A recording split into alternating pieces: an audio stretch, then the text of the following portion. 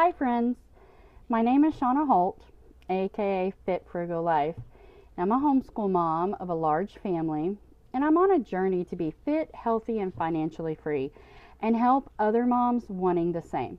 Now today's video is part 2 in a series on how to get more energy. And today's topic is lose the energy drainers.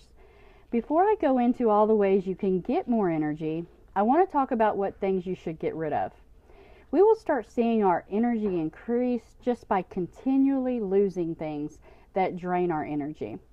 Now, obviously, there are things that we just can't or don't want to get rid of, like, a newborn baby waking us up throughout the night. But there are things that we can remove or change. Number 1 is being Supermom. Now, as a mom myself, I've always overcommitted and put too much on my to-do list. And, I want to be the best mom, wife, daughter, friend, coach. But doing this takes a ton of energy and stress. You have to learn to say no to some things. If you don't, you'll end up not having the energy to do the things that are most important to you.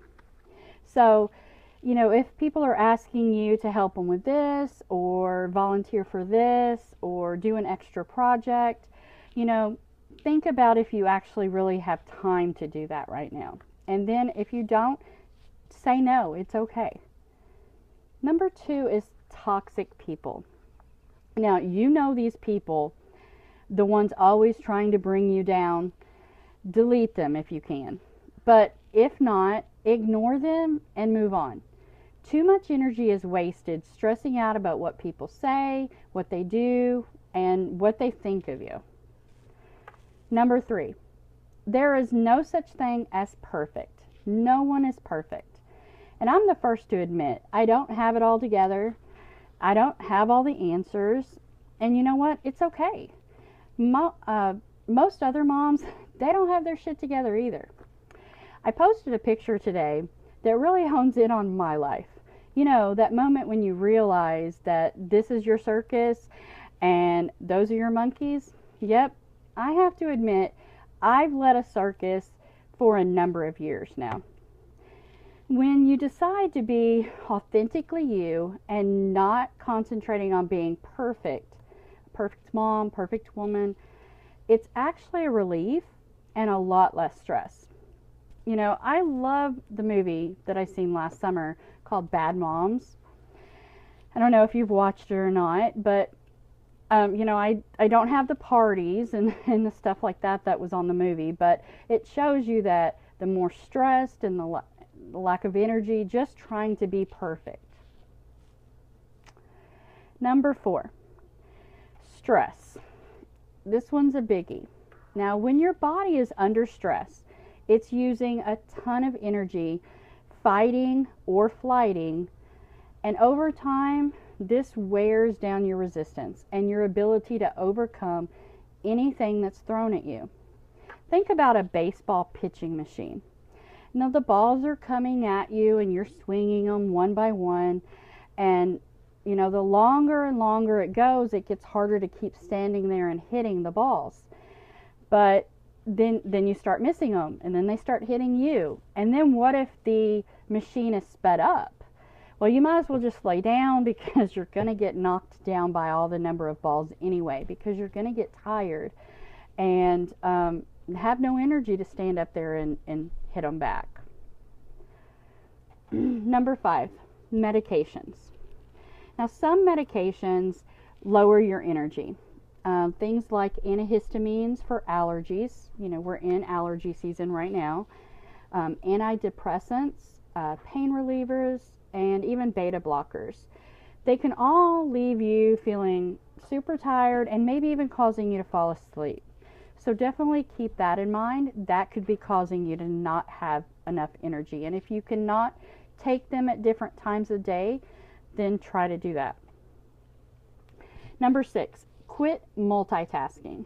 I can tell you, I'm the queen of multitasking. I used to brag about how many things I could do while I was driving. I know, terrible mom.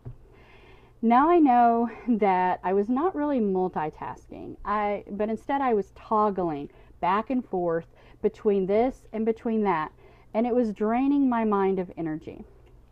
So what I want to suggest is what I'm doing now. I have blocks of time for different tasks, and I'll set up 30 minutes to 50 minutes depending on what the task is, and I'll concentrate my whole time on that task. And I can tell you it's super hard. I have Facebook notifications, kids walking in, the dogs barking, people at the door. So it's really hard to stick to that.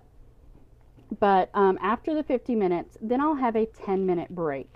And I'll get up and change laundry over, get a glass of water, pick up a room.